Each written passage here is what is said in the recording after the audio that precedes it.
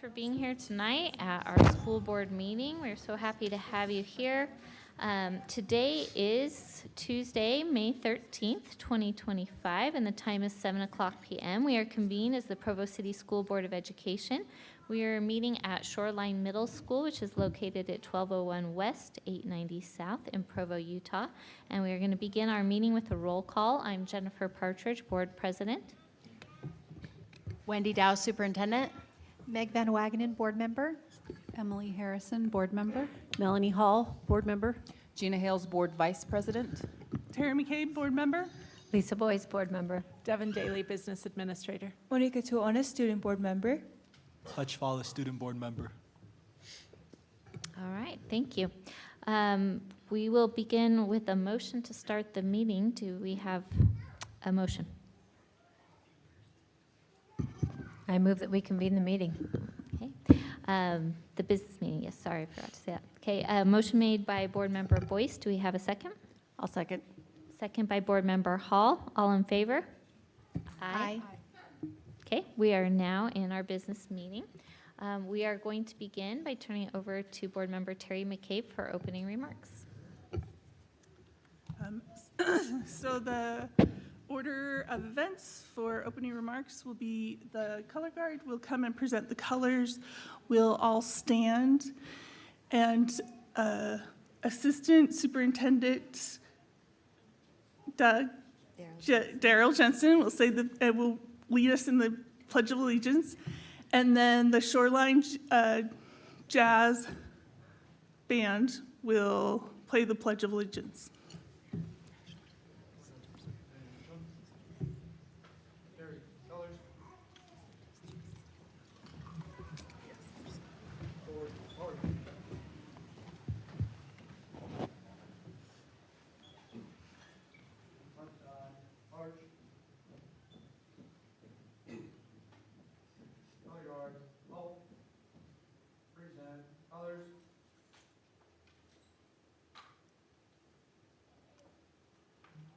Join me in the Pledge of Allegiance. I pledge allegiance to the flag of the United States of America and to the republic for which it stands, one nation, under God, indivisible, with liberty and justice for all.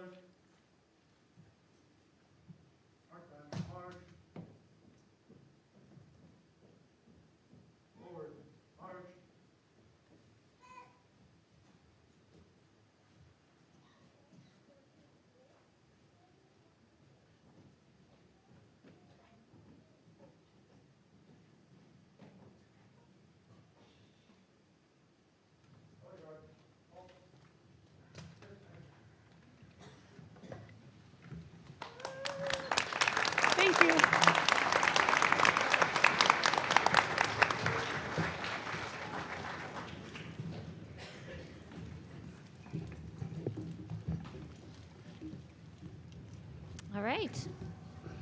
Thank you to Terry for those opening remarks and for our color guard and our jazz band. That was wonderful. Okay, we will now turn to the reason why this is my favorite board meeting of the entire year, and that is our employee recognition that we get to do tonight. We have quite a few people to recognize, and we are going to start with our highly effective teachers in high poverty schools. So we're going to invite Michelle Eldridge to come and to present this. And then for everyone's information, what we're going to do with each group is we're going to have the award winners come to the base of the stage and face their family and friends that you guys can take pictures. But after we've learned about them, then the board members, we're going to come down on this side and we're going to come across and shake the hands of all of our award winners. And then board members, we're going to come back to our seat and then we'll learn about our next group and then repeat that through all of that. So, okay, Michelle.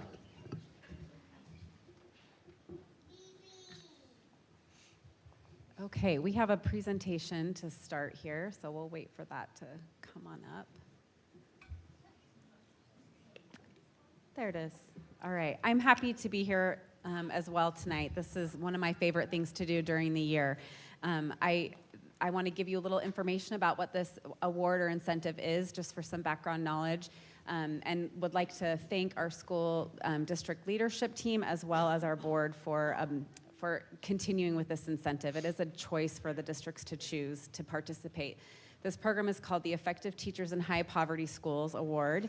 And if you'll advance to the next slide, Chelsea.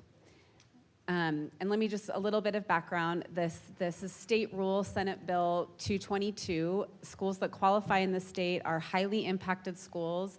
And as defined by state code, they're schools that have a significant amount of poverty in the school. And in our district, Franklin, Spring Creek, and Timpanogos are the qualifying schools. Teachers in these schools then have the opportunity to receive an incentive based off of growth of their students' performance. That qualification is determined by state testing, RISE testing, and Acadience. And it's a significant growth measure. For Acadience, it's 85% or more of the students make typical or more growth, and for the RISE, it's 70% MGP on the RISE test. It's also from data 2 years prior, so it's an incentive to keep these teachers in our schools, which we're really grateful for. The bonus, it's included in this, can be up to $7,000 every year, depending on state legislative decisions. For the teachers that qualify, and this year the teachers do receive that full $7,000 stipend for this award. So I'm going to ask these teachers to come down. We have 17 teachers this year that have earned this award. It's the most we've ever had, so we're really, really excited about this. The state pays for half of the incentive, and our district pays for half of the incentive, so we're really excited that we participate in this program for these amazing teachers. I have to say, whenever I go to visit the schools to tell the teachers they qualify, they always say, thank you, and I always feel like saying, I do nothing for this except say, yes, let's pay for it. They're the ones that need all the thanks. So thank you to these teachers for committing to such excellent work and working with these students in these difficult circumstances who truly work really, really hard to show this growth for these students. We're grateful for all you do. So here we go. This year, and I'm going to have their principals come down and shake their hands. So Mr. Porter, Mr. Wolf, Mr. Benson, and then we actually have another principal, Mrs. Biggs, Tricia Biggs here as well. Not at Provost, but one of her teachers qualified 2 years ago. So we're going to ask her to come down too. So here we go. Here are the teachers that qualified this year. From Timpanogos, we have Tiffany Harris.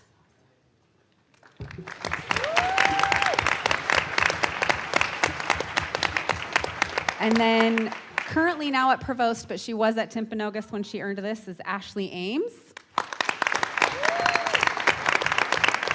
And Teresa Tovar from Timpanogos.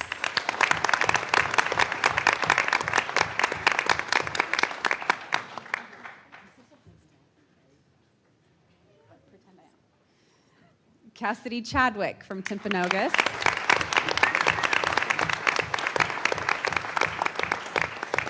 And Christine Hancock from Timpanogos.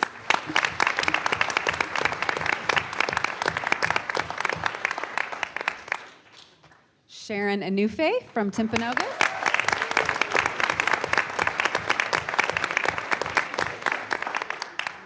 Tiara Wakefield from Timpanogos.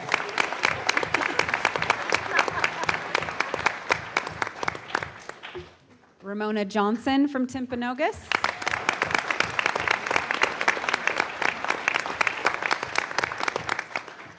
All right, and our next school is Spring Creek. From Spring Creek this year, we have Leslie Stilson.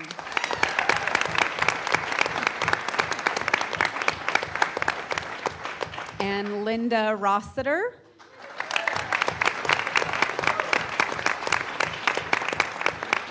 And Jackie McDermott.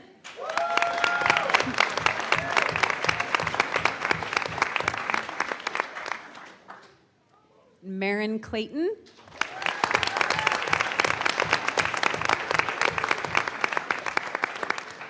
And Shelley Reeves.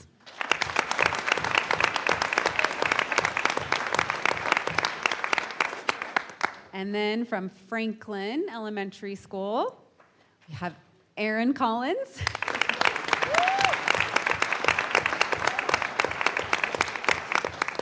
Jackie Phillips.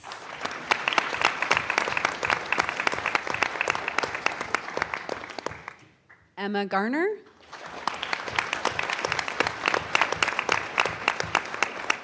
And Vicki Maurice.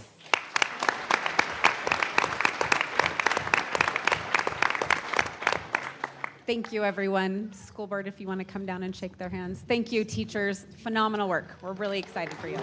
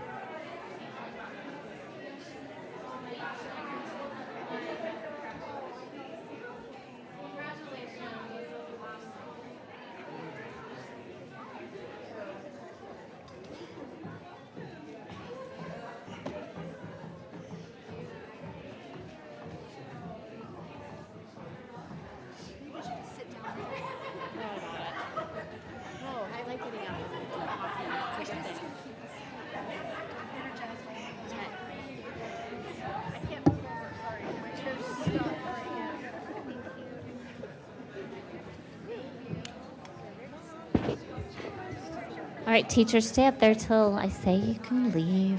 We want to celebrate you. All right, one more round of applause for these highly effective teachers.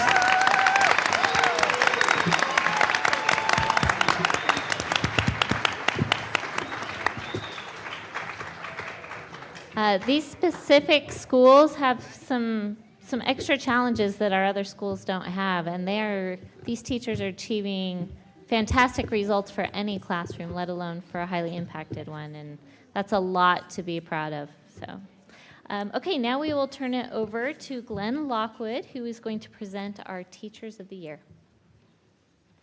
Okay, thank you guys very much. This will be the same procedure, basically. We have a video presentation that we're going to show that will have information on each of the winners. And as that video is being played, would you please come down? Find me, I'll hand you your certificate. You can line up across the front. Then when we're finished, I'll announce the winner. And then the board will come down and shake everybody's hand and do that stuff. I'll announce the District Teacher of the Year winner. So, okay. If you guys would play the video, that would be fantastic. Thank you.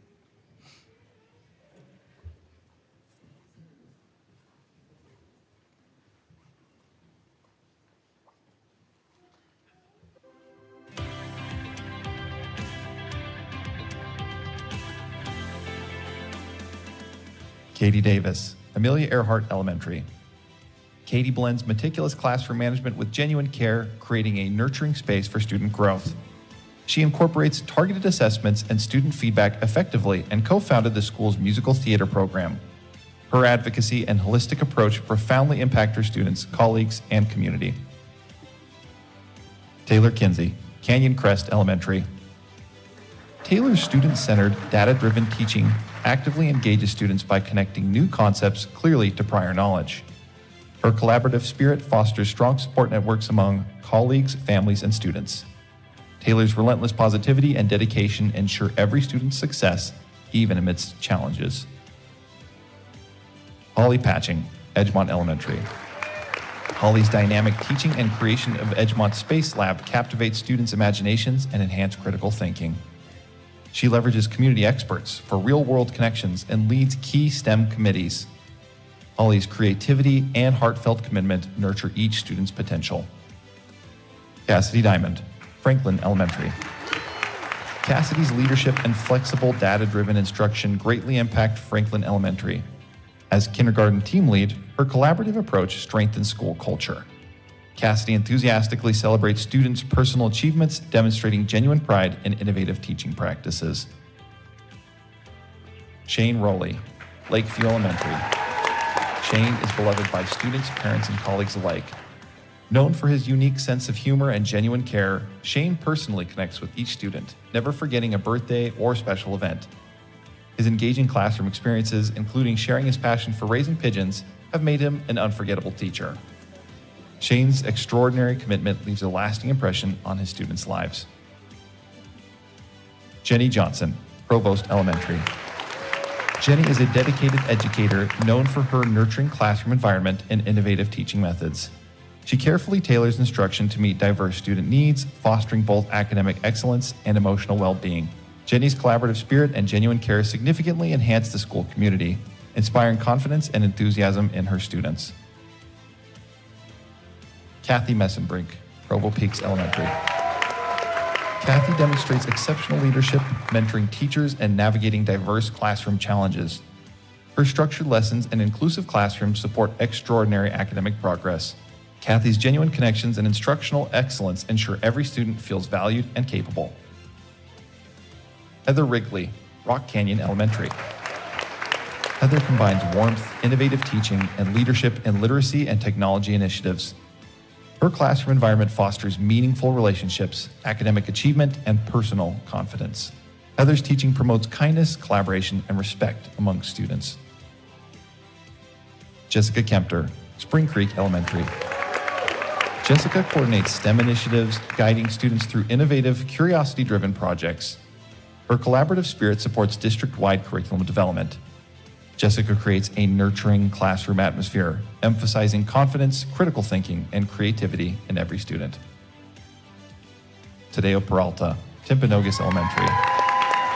Peralta's engaging, inclusive teaching methods incorporate music, movement, and cultural celebrations.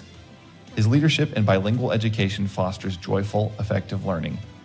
He actively promotes parental involvement, enriching students' educational experiences and school-wide projects. Deborah Raymond, Sunset View Elementary. Deborah's innovative approach emphasizes self-discipline, character, and curiosity, especially in gifted education programs. Her energetic, compassionate style motivates students academically and personally, significantly benefiting the Sunset View community. Ginny Ge, Wasatch Elementary. Ginny's calm, inclusive teaching style effectively guides significant academic progress in Chinese dual language immersion. Her patient mentoring of colleagues strengthens team effectiveness. Ginny's genuine connection and commitment profoundly support her students' overall development. Laurel Dean Carlsven, Westridge Elementary. Laurel creates structured learning environments supporting students' academic, social, and emotional growth. Her compassion and skill help transform all students, earning admiration from parents, colleagues, and students alike. Mindy Hawes, Centennial Middle School. Mindy's warmth and engaging lessons keep students excited and involved. Drawing from her journalism background, she mentors colleagues effectively, adapts instruction to diverse needs, and creates inclusive environments. Mindy's commitment ensures a positive, memorable middle school experience for every student. Carol Lima, Shoreline Middle School. Carol creates an innovative, supportive classroom that encourages intellectual risk-taking. Her adaptive teaching strategies accommodate diverse student needs. Initiatives like the Brazilian Cultural Exchange broaden students' global awareness, empowering them as compassionate, active community members. David Miller, Independence High. David fosters deep creative thinking and confidence building in his classroom. His collaborative spirit and caring approach inspire students and colleagues. David's dedication and positivity profoundly influence student growth academically and personally. Lily Bueno, Provo High School. Lily pioneered Utah's Portuguese dual language immersion, blending rigorous academics with cultural richness to foster bilingual proficiency. Her mentorship and professional development extend statewide. Lily emphasizes community and empowerment, significantly enriching students' linguistic and cultural experiences. Russell Oliphant, Timpview High School. Russell inspires students through supportive choir instruction, cultivating confidence and musical excellence. His leadership in performing arts and mentorship enrich the school community. Russell's annual choir concerts demonstrate the lasting impact of his dedication. Theodore Ballin, Alternative Programs. Ted creatively addresses unique security needs at Slate Canyon School through innovative PE programs. His structured workouts help students set goals, measure progress, and develop teamwork and leadership. Ted's dedicated efforts transformed physical education into a valued part of student life, inspiring enthusiasm and lifelong fitness. Alyssa Bainbridge, Sunrise Preschool. Alyssa skillfully balances classroom teaching, mentoring new educators, and pursuing graduate studies. She creates individualized, nurturing learning environments for children of all abilities. Alyssa's positivity, professionalism, and genuine care profoundly impact her students and colleagues.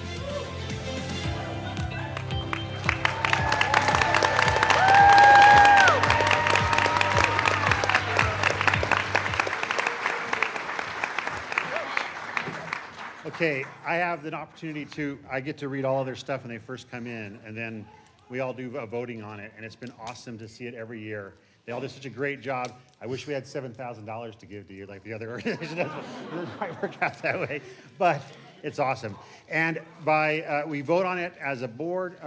We have a committee that votes on it at the district level, and the winner for our Teacher of the Year for Provo School District for the 24-25 year is Miss Lily Bueno from Provo High School.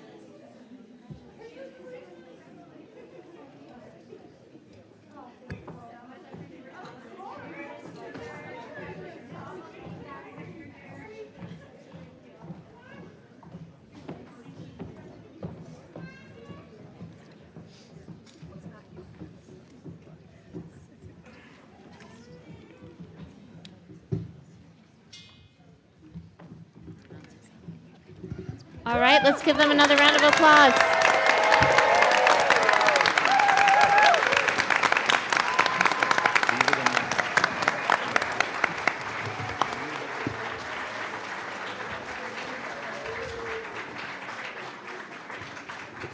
Our teachers are the most important part of all that we do to educate our students. They make the biggest difference, and we are just so grateful for you and the efforts that you go to every day for our kids. So thank you. All right, we'll now turn it over to Anthony Lugo, who will present our Employee Support Professionals of the Year. Hi, everyone. So these next awards are going to be for ESPs throughout the district. And so we're going to play a slideshow as well. So once your name is called, come stand down here and we'll give you your certificate.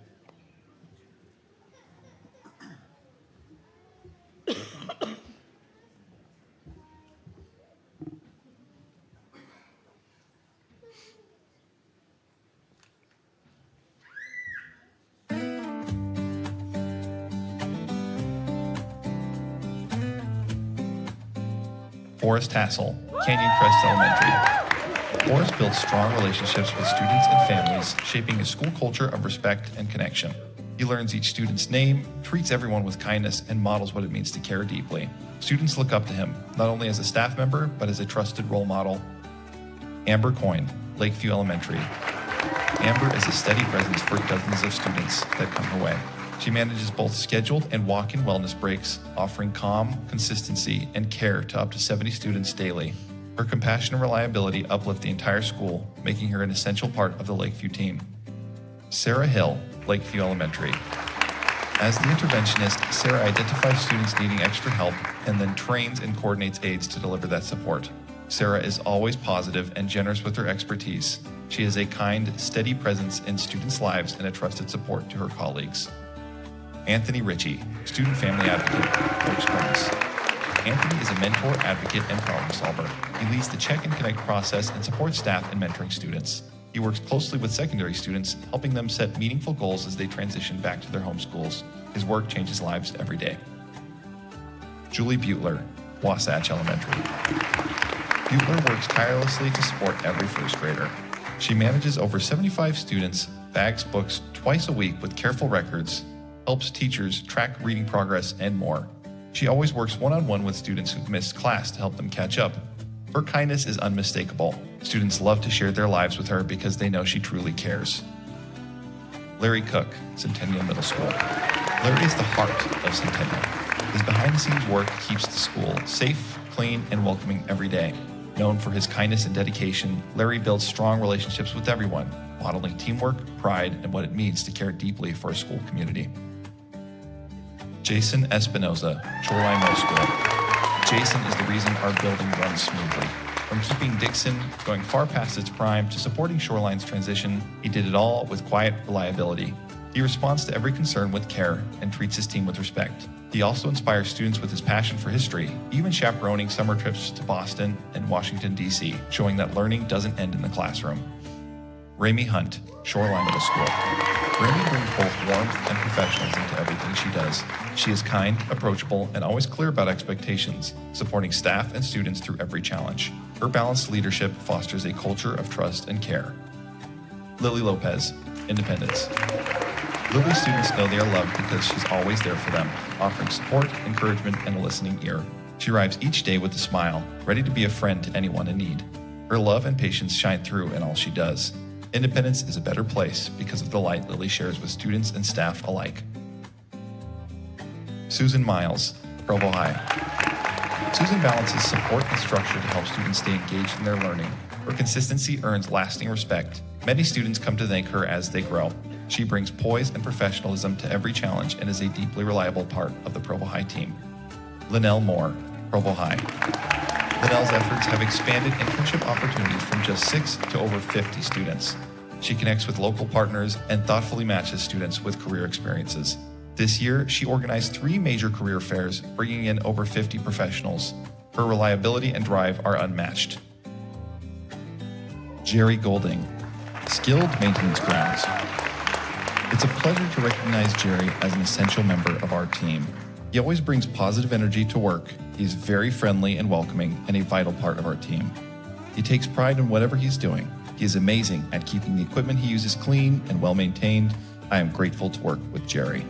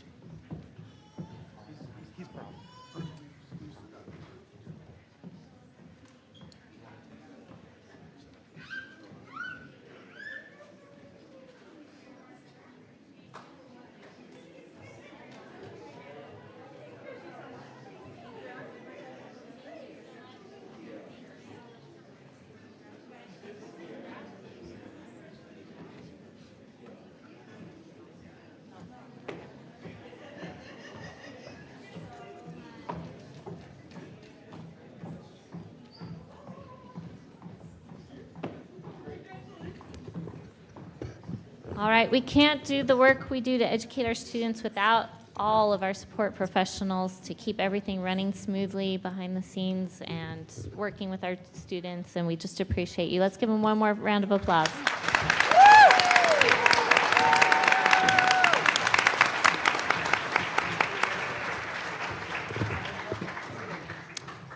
All right, I am now going to turn it over to Jason Cox and a few others that will join him, and they are going to present our professional, technical employees, counselors, support employees, and administrators of the year.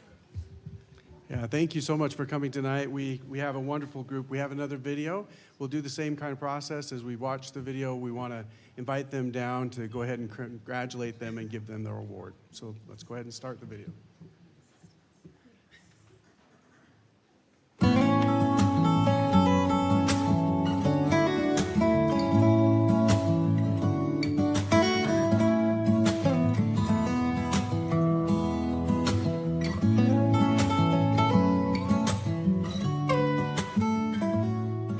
Joey Jones, HVAC Services, ProfTech of the Year. Joey stands out as an exceptional supervisor and leader. Joey eagerly shares his expertise, providing steady guidance in maintenance and custodial tasks. Always reliable and ready to help, his leadership instills confidence among his team. Joey's calm, capable presence makes him an invaluable resource, deeply respected and appreciated by everyone who works alongside him. Shauna Sprunger, Communications Coordinator, ProfTech of the Year. Shauna is the district's one-stop shop for all creative communications projects. Whether managing hundreds of web pages, designing district mailers and podcasts, or creating visuals that decorate our buildings and online spaces, Shauna does it all. She's a fierce advocate for every voice and a loyal friend to all across the district. Karen Bradley, Shoreline Middle School, Counselor of the Year. Karen Bradley deeply cares about every student at Shoreline. She creates meaningful connections, becoming a trusted advocate students turn to during difficult times.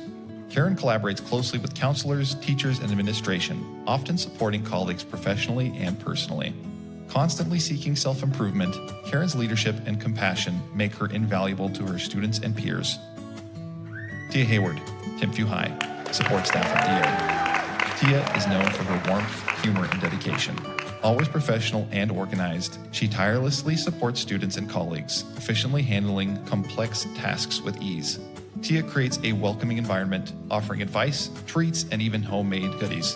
Her kindness, expertise, and genuine care have earned her deep appreciation from the entire Timpview community. Scott McCauley, Amelia Earhart. Scott has just completed his first year at Amelia Earhart Elementary. With a background in special education, Scott brings valuable perspective and experience that have helped shape a supportive, collaborative school environment. He empowers both teachers and families to work together in meeting student needs. His calm, steady presence and persistent kindness make him a model of what it means to be a warm demander, someone who holds high expectations with deep compassion. Sean Edwards, Canyon Crest. Sean Edwards has served as the principal of Canyon Crest for the past 3 years, where he has led with heart and vision. His focus on improving communication and connection with families has transformed the culture of the school. Through regular social media posts and thoughtful messaging, Sean not only keeps parents informed, he celebrates the great moments happening every day. His leadership can be seen in the school's PBIS program and in recent designations recognizing excellence in collaboration and STEM. Sean's work continues to make Canyon Crest a welcoming place to learn. Brooke Ann Dalby, Centennial Middle School.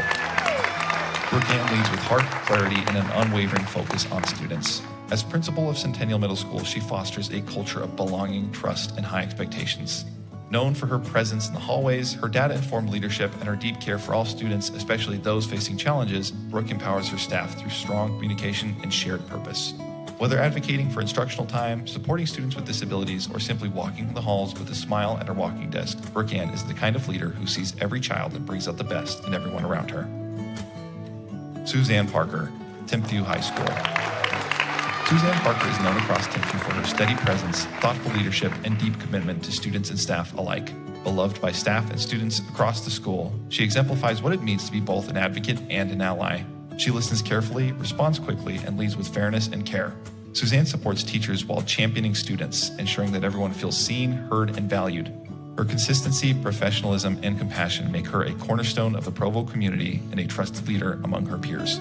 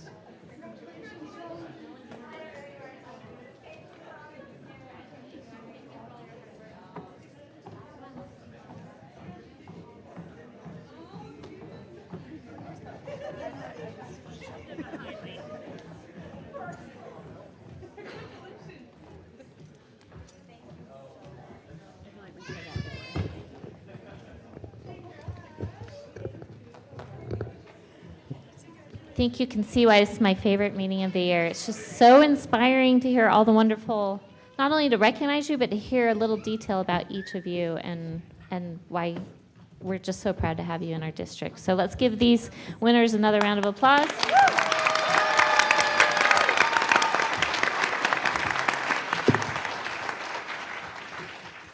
All right, next we have our student board member recognition. Before I turn it over to Gina for that, I did just want to announce if anyone is here to give public comment, we're going to be doing that in just a couple more agenda items. And to do that, you do fill out a form before you give the comment, and those papers are over here on the right side of the stage, so you can just kind of sneak over here and grab one and start filling it out while we're doing this next portion. Okay, so I'll turn it over to Gina to recognize our student board members.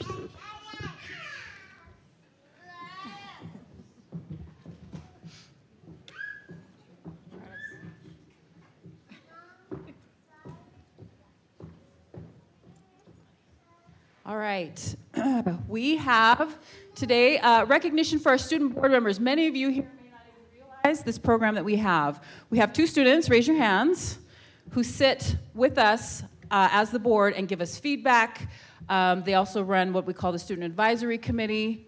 They presented at a conference this year for us, and we had so many different people from districts across the state, from what I understand, also across the United States, asking about how we do our program and what it is for our students. So I want to recognize our 2 outgoing seniors who are serving on our student board, who are our student board members for this year. From Timpview, we have Monica Tuaone. So come on up, Monica.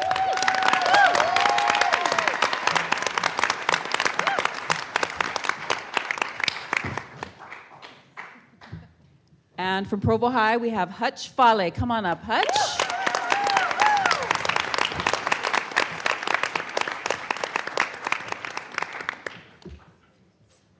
I have asked them to do just a very, very brief, just something that they learned or something that they enjoyed about this program or the importance of it, just really quickly. And then we have one more thing for them. Hi, I'm Monica Tuaona. I'm from Timpview High School. I initially applied for this position to further student voices, and I really feel like Hutch and I have made an impact this year, starting with the cell phone policy and everything along with that. This opportunity has showed me so much. We were both able to present at the Utah School Board Association, and it was just an amazing experience. I suggest that you have all your kids do this, try out for it, it's amazing. And I just want to thank these amazing ladies that I got to work alongside.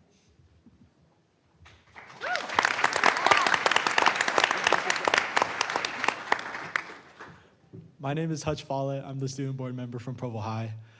One thing that I really loved about this is just being able to work and meet new people. Being the student board member, I had to kind of come out of my regular friend group and go talk to the kids maybe that I didn't really talk to. And I've been able to meet a whole bunch of great people. And just working with the student board, the school board of education, it's been a real blessing because I initially didn't want to do this. I only did it because my dad asked me to. And so I applied and I ended up getting in. And after that, I decided, well, if I'm going to do this, I'm going to go all in. And I think it's been the best. So, yeah. Thank you. Wait here. This is a very significant contribution of time. And before the students come on, we let them know what that time contribution is, but they are at all of our board meetings. They have committee assignments. We ask a lot of these students, and I really appreciate everything that they've done to help. This is our 2nd year of the program. And so we have 2 more things for them. The first is, and this was Monica's suggestion, I believe, we have a cord that they can wear at graduation. They're beautiful. It has the colors from all 3 of our high schools represented here. So I will give them that, and then I'll tell you what the last part is. I'm just going to do it like we're all Polynesians, so we'll just do it like I'm giving them away, right?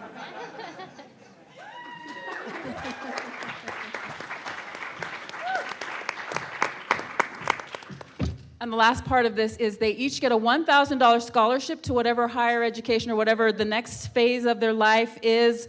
So we have Monica, who I believe is going to be going on to do higher education this coming year, and then Hutch, I believe, is going to serve, is that correct, an LDS mission. And so you can go and talk to Devin as the person who I told. Once you know where you're going, when you get back, you just go and talk to Devin or come talk to us, and then we'll make sure that you get that $1,000 scholarship. So thank you very much. Congratulations. Give them a hand.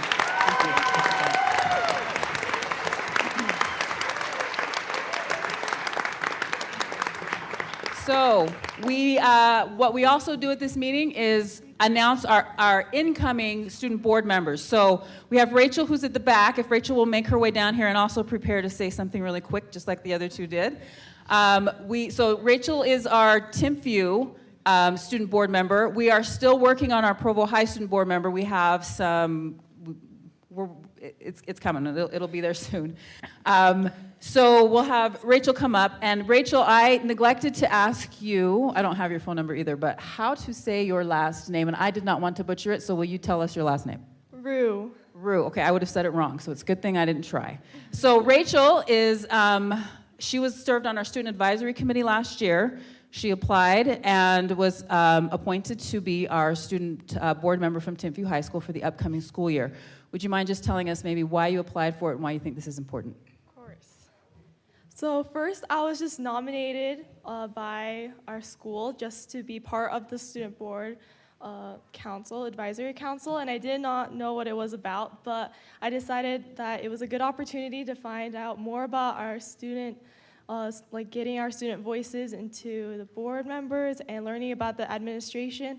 And I was also able to be a part of the cell phone policy and be able to find the importance of diversity and having our student voices and how much we are cared for and how they care about our teachers and our faculty and all of our parents and students. Thank you, Rachel. We look forward to working with you and working you to death like we just worked the other two. And we appreciate your willingness to work with us. So thank you very much. Give Rachel a hand. Appreciate it. Did I do everything I was supposed to do? Perfect. Okay, thank you. Thank you, Gina. And we want to thank Gina, who's been our board member advisor that's worked really closely with these students as well. So thank you, Gina. We want to thank all of you who've been here to support those receiving awards. You're welcome to stay for the rest of our meeting. It's so exciting. But we understand if you have other places to be and appreciate that you spent some of your time with us tonight. The next portion of our meeting is our public input. And if there's anyone else that would like to give public input, you still have time to come fill out the form that's up here in the front. We'll wait just a minute. We'll wait just a minute as some people are leaving.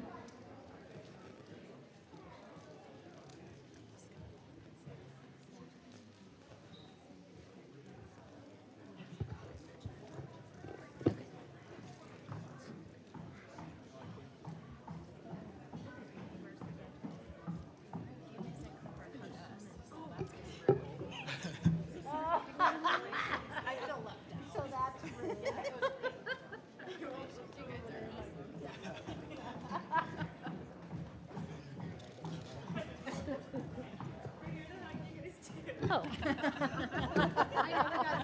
They felt left out.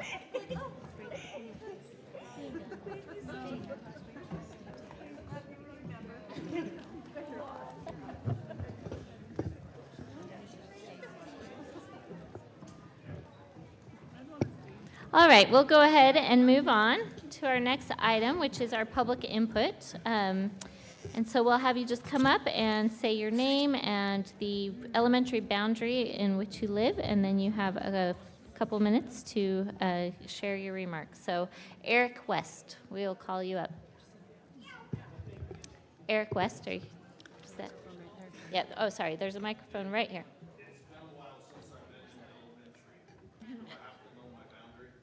Approximately where in Provo you live would be helpful, so thank you. Okay, thank you. And if you'll just speak into the mic so that everybody can hear you. Thank you. Where's my clock? It should come up here. We're coming. Okay, there you go. There's your 3 minutes.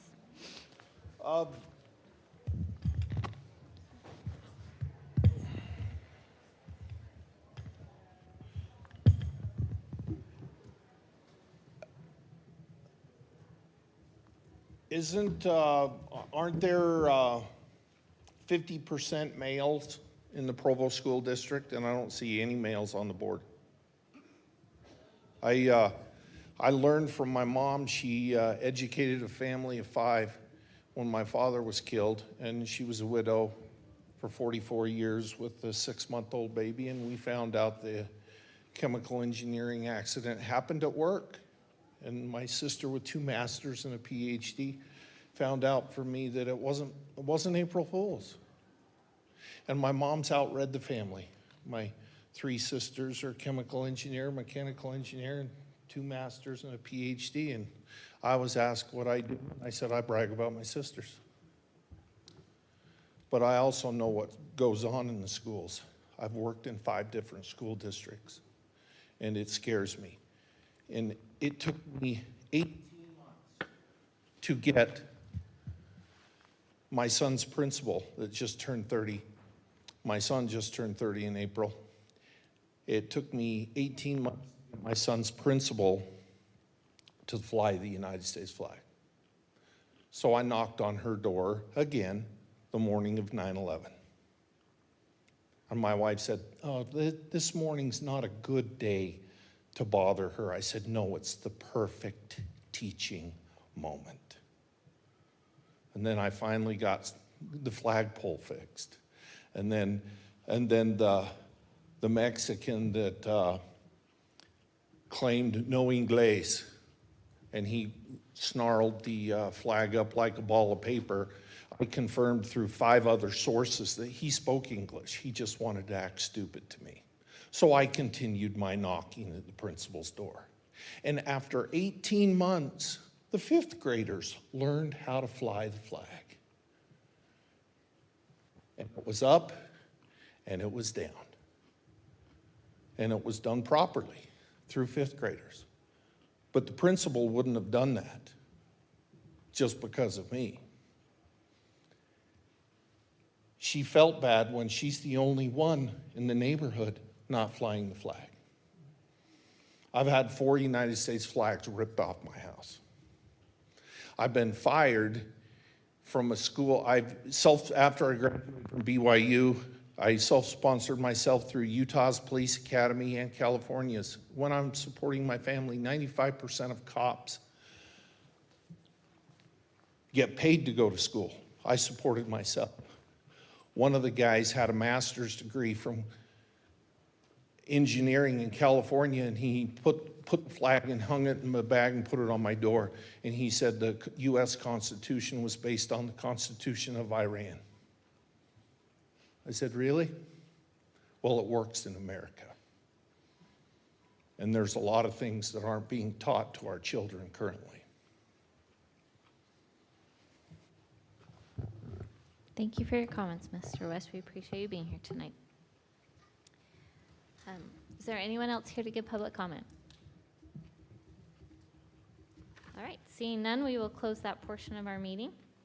And we are going to go back to a few items that we did not get to in our study session. And then we will, after that, come back to our items on our business meeting agenda. So we are going to turn it over to Wendy to review the second readings of several policies, and these policies we'll be voting on later this evening. Okay, more policy fun, everybody. I know you're excited. Here we go. So policy 6801 is about our school guardian program. This is our second reading. Notice that I have the clicker. Here we go. I got it. This was a new policy that's required by the state. We established a school guardian program, and the guardian has to undergo specific training. Their job is to protect students and staff in case of a threat or act of violence during the school day, and we establish procedures. So it's just basically a policy saying we're going to have school guardians, policy to say that we're going to have a policy about school guardians, and here comes the procedures. I'm going to see if this is going to work. To the top. Oh, it has to go up there. Okay, gotcha. Okay, so in the procedure, I did strike the link of lines 24 to 25, 40 to 41, and 55 because it is incorrect in the model policy and is not necessary. It takes you to a very weird spot that is not what the state law is. So I just wanted you to know that that's why we're pulling that out. On line 89, we did have to make a change in the procedure. The requirement changed from a school of fewer than 100 students, where you can have some exceptions to say, for example, a principal could serve as a school guardian or a teacher could serve as a school guardian. To that number went to 350 students. On line 95, there was a suggestion made to add to the definition of school employee who meets the requirements of subsection 6A, so all of those things that are listed above it. And then we put, and who volunteers to take on the responsibilities as outlined in this policy and procedure, because in the policy it actually states that the purpose of a school guardian is to address those particular threats. So we thought we might add that language for clarity. On lines 132 to 135, we needed to update this language of, it's called a fit to carry assessment, is the updated language from the new House bill.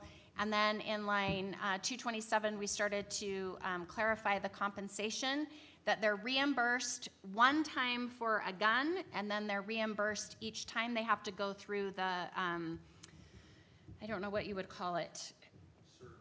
No, it's the shooter training, so it's your ammunition piece, and then you have a one-time stipend of $500 that's given from the state, and then you'll have an annual stipend that's determined by the district. There was no other feedback that was received from the stakeholders that has not already been discussed. So our recommendation is to adopt in business meeting, and if you want to adopt with those recommendations, that's great. If there are other recommendations or changes that you want from the board, then you can do so. But what questions do you have about school guardians? Well, about this policy at least. About this policy, yes. Maybe don't ask about school guardians. Let's just ask about the policy. Lisa? I just want to say thank you. I know how much time has gone into following these laws as they've been changing and adapting as kind of people are understanding what this means and what's required. And I really appreciate how thorough everyone has been in the language of this policy. Thank you. All right, sounds like we're good. All right, here we go, next one. 6811 is building and facilities policy. Devin is going to help me with this in case I screw it up. Lines 24 to 26, the superintendent, BA, and district administration works closely with facilities and maintenance to review small facilities requests under $50,000. The reason that we want this oversight is to ensure that our school safety and building code requirements are met. And the reason that we actually linked House Bill 84 instead of the specific legal codes is because there's about 40 legal codes in House Bill 84 that respond to all of those specific safety requirements. And so I can go in and link all of those, or we can just link it to the bill, but that was the reason why we did that. And then we did add it as a reference to the legislation in the legal references part.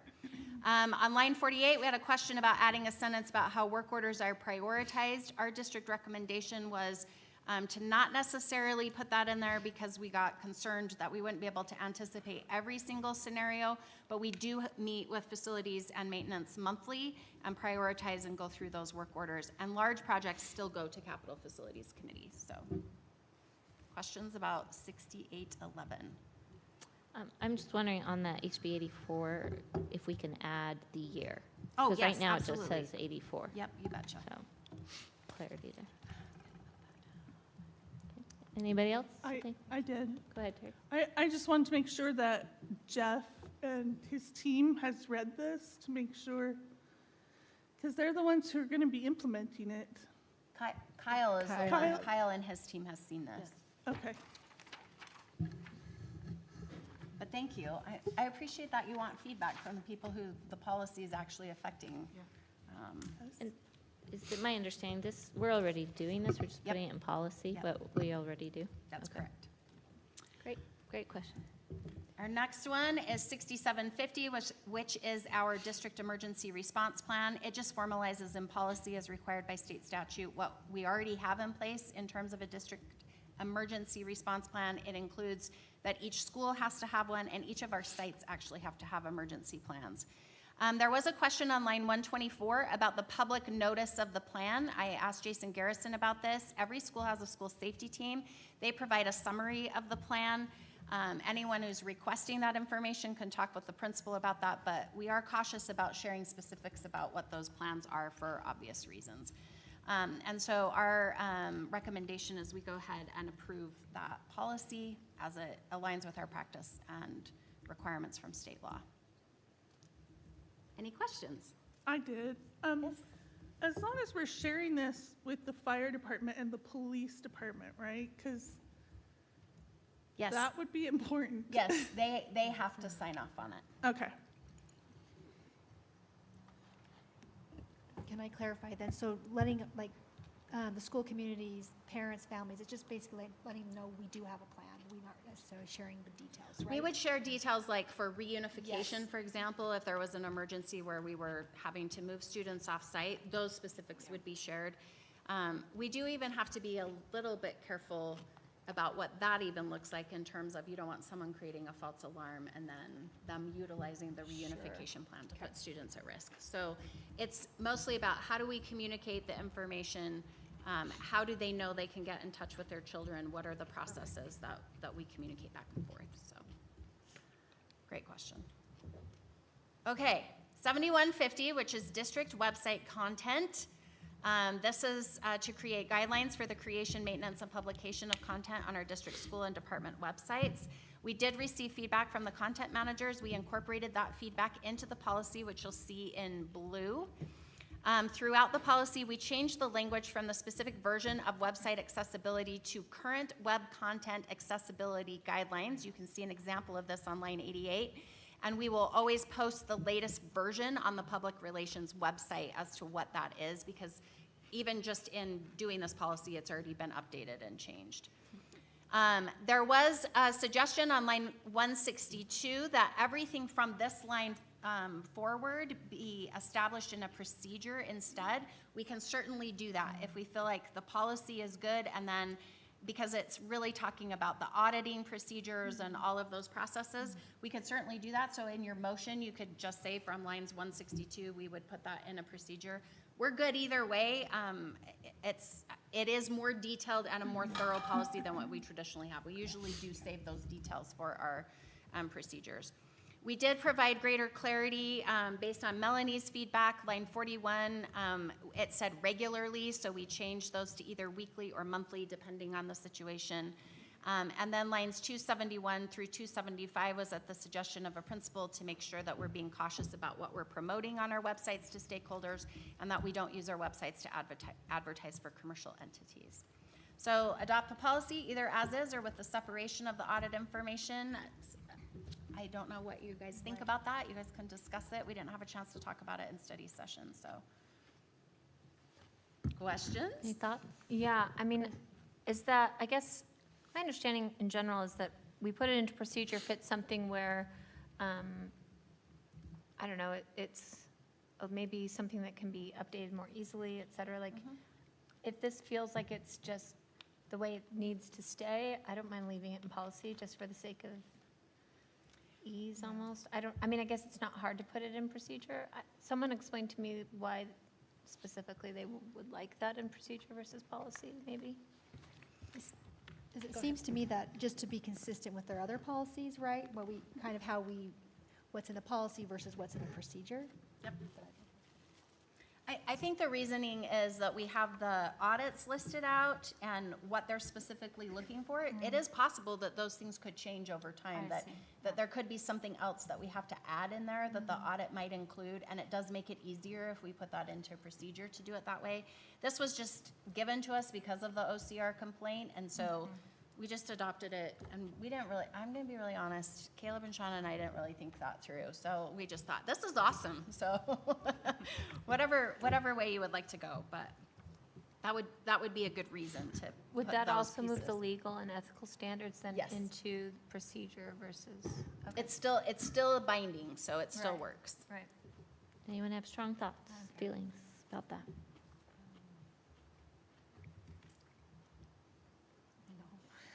You don't have strong thoughts about policy 7150? I have no idea what to do with that. All right, that's it, policies, If we done. move it on, I would just say, if we're gonna move that to the next part, just put something in the policy around auditing in general, and then the procedure, because I feel like usually the policy says what and kind of why, and the how goes into the procedure, right? So there should still be a statement then Leaks into in the policy around regular, like, or audits that will be performed or something, and then the procedure could say exactly how those audits are carried out or checked, I don't know. But just some reference to it, seems like it should still be in the policy. So looking at maybe like starting line 167, you could put that into procedure, because then the audits part is concluded, like these are when and why we do audits, and then the rest is, these are monthly audits, accessibility check, annual audits.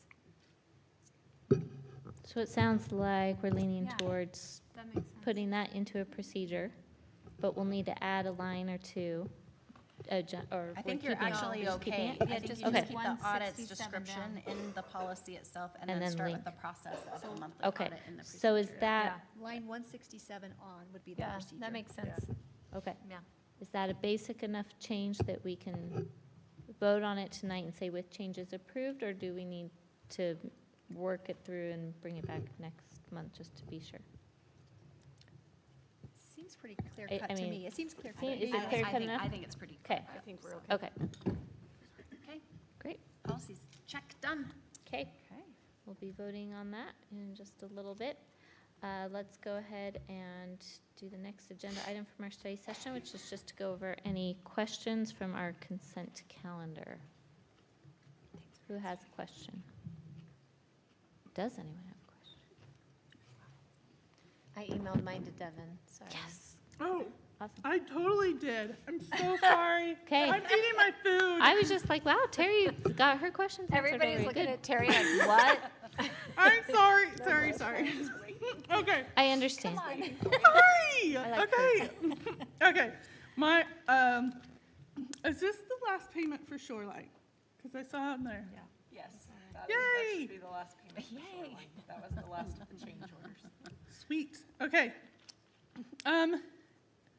With the scoreboard, I know it was this year that we approved it, but is this the same amount that we approved? And We actually approved more okay. for the construction of the pads and everything. Okay. This is just the payment for the scoreboards.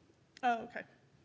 And then this is just the latest payment to Safe Haven because they still need to put. There's several other schools that, they're getting done with a lot of the schools, but there Yeah. are a few more. There will be another payment, at least one. I think for future reference, this is more of a LegCom question, but if we have like a total of how much we've spent or paid for with Safe Haven, maybe if we can tell state legislators, hey, we've spent this much, can give us money back? That would be kind of nice, right? Okay? For the future. That's all I have. Okay, anybody else? All right, we'll be voting on that in just a minute. And then our next item is just our calendar items. This is the fun and yet also very tiring time of year where we get to go to all the graduations. So you'll note those on the calendar. We've got one tomorrow night at Independence High School and then 3 next week. JLC planning meeting, that is mostly for Wendy and I, but if you have any thoughts on, I know they sent that agenda out to everybody, so if you have thoughts about the priorities for us to influence, we'd love to take your ideas with us. And then please note the pre-delegate and delegate assembly for the Utah School Board Association. The 7th, June 7th is the date of the actual delegate assembly with the voting. And if I remember right, Gina is our regional delegate and Terry is our board delegate. Is that correct? Yeah, but Melanie's going for me. Okay, so we worked out our alternate then. Yep. Okay, so Gina and Melanie, fantastic. And then on June 11th, we are hosting our local legislators for lunch where we will discuss education legislation with them and also give them a tour of the new Wasatch Elementary and hope that you guys can all join us at that. So, all right, now we will jump back to our business items for our business meeting. So item E number 1 are land trust plans. We'll have a quick summary by Jared.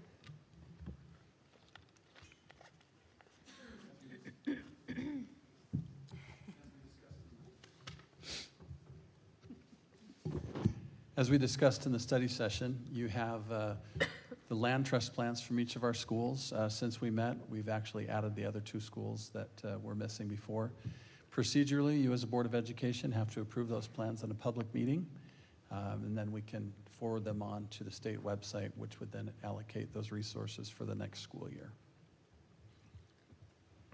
All right, thank you. Do we have a motion to approve the land trust plans? I move that we approve the land trust plans as discussed in the study session. Okay, motion made by Board Member Van Wagenen. Do we have a second? Second. Second by Vice President Hales. Do we have any discussion on the motion? Okay, seeing none, all in favor with aye? Aye. Any opposed? Okay, motion passes unanimously. And if any of you guys have a comment and I don't see, raise your hand, just start talking so I Down don't there. move past you. Meg. No, I was just going to say thank you to our leadership team and the schools to kind of align our school plans, and I feel like it's just making things more clear and really helping align the work at our schools, and I think it's been great, so thank you. Ditto. Thank you. Okay, so, sorry, my computer had to reload the page. Okay. Next is item E2, hazardous and courtesy routes, and we'll turn it over to Jared Seitz once again for a summary. According to policy 6600 procedure, on an annual basis, we now will approve the courtesy routes and courtesy stops that are funded by and provided by the Department of Transportation. As we discussed in the session today, the Traffic Safety Committee had recommended that you continue to fund those at Amelia Earhart, Canyon Crest, Shoreline, and Spring Creek. And additionally, we're recommending that you fund one route that would be modified at Wasatch Elementary and fund the requested route for Franklin Elementary to address this temporary construction project that will bring more traffic to 500 West. Okay, thank you. Do we have a motion to approve the hazardous and courtesy bus routes? I move that we approve the hazardous and courtesy bus routes as discussed in the study session. Okay, motion made by Board Member Harrison. Do we have a second? Second. Second by Board Member McCabe. Do we have any discussion on the motion? I just wanted to say thank you to the bus tour. That was really awesome to go and actually see the bus routes. So thank you to all the people that made that happen. Awesome. Yes, and I know people watching our meeting, sometimes it looks like we just barely talk about something and we vote, but we've talked about this several meetings now, and in the interim, we did go and tour and see what they were suggesting and see the situation for ourselves so we could evaluate the need. So, all right. All in favor with aye? Aye. Any opposed? Passes unanimously. All right, item number 3, we'll turn it over to Wendy. Policy 6801 is about the school guardian program and including the procedure. Okay, and we just talked about it all, so maybe I don't need to turn the rest of them over to you. But okay, do we have a motion on this item? I move that we approve policy 6801, including procedure 1, as discussed in the study session. Okay. We didn't make any changes, right, with that one? No, as discussed, you can say, With any changes made in the let's study just say as discussed, because it was actually the business meeting that we Oh, said. as discussed, okay, I'll just start over. Yeah. I move that we approve policy 6801, including procedure 1, as discussed in the business meeting. There you go. Okay, thank you. Motion made by Board Member Van Wagenen. Do we have a second? I'll second. Second by Board Member Boyce. Do we have any discussion on the motion? All right. Seeing none, all in favor with aye? Aye. Any opposed?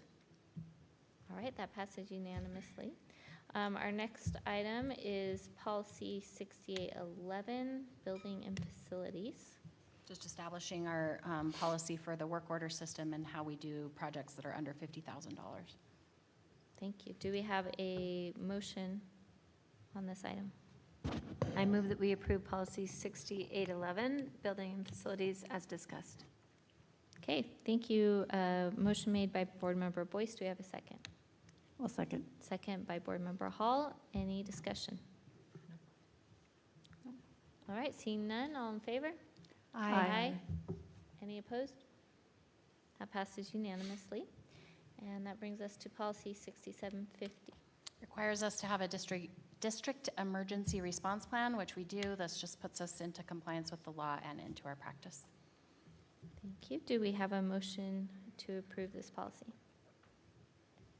I move that we approve policy 6750, district emergency response plan as discussed in the meeting. Great. Motion made by Vice President Hales. Do we have a second? Second. Second by Board Member McCabe. Do we have any discussion? Okay, all in favor with aye? Aye. Any opposed? That passes unanimously.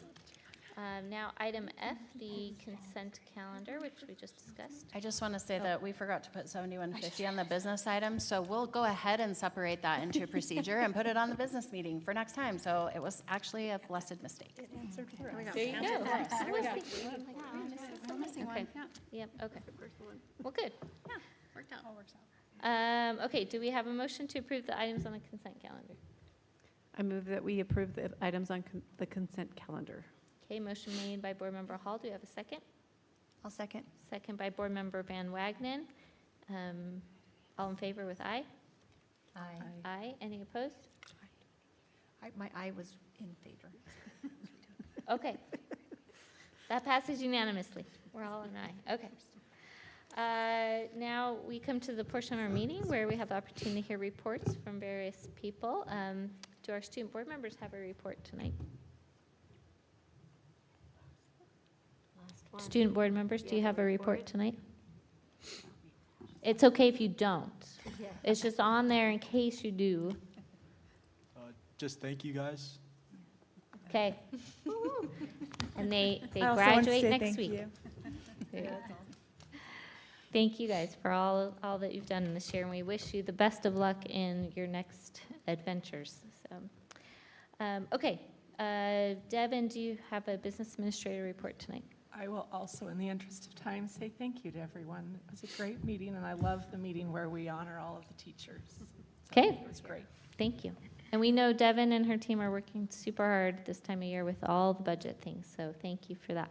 So she's already given that kind of a report, right? Okay, then our next item is item I, board member roundtable. And same thing, the opportunity for a board member to share anything they would like to, but you do not have to. So let's just go in order, though, just to double check. So Melanie, we'll start with you. I'm good, but I'm grateful for this opportunity to celebrate everybody this time of year. I agree, but I don't have anything else. It was a great meeting. I'll quickly just share that I did go to the CAPS showcase last night, two nights ago, last night. Yeah. It was my first time going to the actual showcase, and I really enjoyed seeing the projects of our students. And I got my EKG read with the new EKG equipment that they were able to purchase with the grant, so. Nice. Okay. And my report is that Wendy and I, Superintendent Dow and I, got invited by our state school board member to be part of, they have narrowed down their candidates for the next state superintendent to 3 people. And next Tuesday, they are having an evening where each state board member can invite 10 people to come and hear from those 3 candidates and ask questions and help the board, who will the next day decide who the next state superintendent will be. And so we have accepted that invitation. And if you guys have questions that you would like us to take, please share them with us. But also, that means we will be missing the Independence High School graduation, which we feel bad about, but this is a special opportunity we thought we should take. So, all right, Gina. I will also waive in the interest in time, in the interest of time, except to say thank you, Rachel, for being here, and then ask. I'm not supposed to direct people, but I would love a photo of. Okay, thank you. So I'm not directing you. I'm just saying in general, a photo would be great if you went Shoshana. Yes, with a flag. We can take it. I'll take one of them with my phone. No, not the flag. Well, I love flags though. So if you will just make sure that you get that, and thank you for allowing her to work with us next year. The From the Safety Committee, the School Safety Conference is June 12th and 13th at Copper Hills High School. And it's free, so if the board wants me to email you the link to sign up, I will do that. And if it's possible, Shauna, Wendy, to add it to the district weekly email, so anybody who wants to go. I'll send it to you, Shauna. Yeah. I got it. I'm going. It'll And be a then- party, Terry. From LegCom, I want to thank Emily for setting up all the legislators going into the classroom, and thank all the legislators for visiting and teaching in our schools. We really appreciate that. Shout out to Representative Schellenberger, who I saw twice, visiting our schools twice in the last month. He has a busy schedule, and so we appreciate when legislators show up and spend time in the classrooms with our students and teachers. That's huge. I just wanted to say thank you to the teachers and support personnel and employees who maybe weren't honored tonight, but who are nearing the finish line of a school year. This is the time when everyone, I just feel like the energy level just gets higher and higher, even though our personal energy reserves maybe feel a little less full. And so just thank you, and we're so grateful that all of our teachers, students, and parents finish strong at this time of year. It's not easy, but we're so grateful. Okay, that's it. Thank you. We'll now turn it over to Superintendent Dow for her report. I forgot about, I forgot about student travel. We do have student travel. Mostly it's going to be our sports teams that are dealing with region that are out of state. So we have a few of those. And then we have some summer trips for football. And also our CTSOs are finishing up their travel paperwork for this summer for nationals. And just, I just want to echo what everybody said. This is the best board meeting, and we work with some incredible people in Provo City School District. We have incredible educators who do amazing things for our students and have our students' best interest at heart, and help them achieve really incredible things. And just grateful. It takes all of us to be able to make that happen. So just grateful for everyone who's part of that. And public ed gets a bad rap, and I just wish people could walk into each of our teachers' classrooms and just see how awesome the instruction is and how passionate our teachers and principals and personnel are, because they're fantastic. So. All right, thank you. We do have a closed executive session coming up, but do we have a motion to adjourn this study session? Business meeting. Sorry, thank you. This business meeting. I move that we adjourn the business meeting. Okay, a motion made by Board Member Boyce. We are adjourned, and we will be moving to another room, and we'll try to start in about 10 But we'll do a minutes or picture so. first, right? Picture with our, we do a picture Picture. quickly Oh, yes, with our board yes. members. I mean,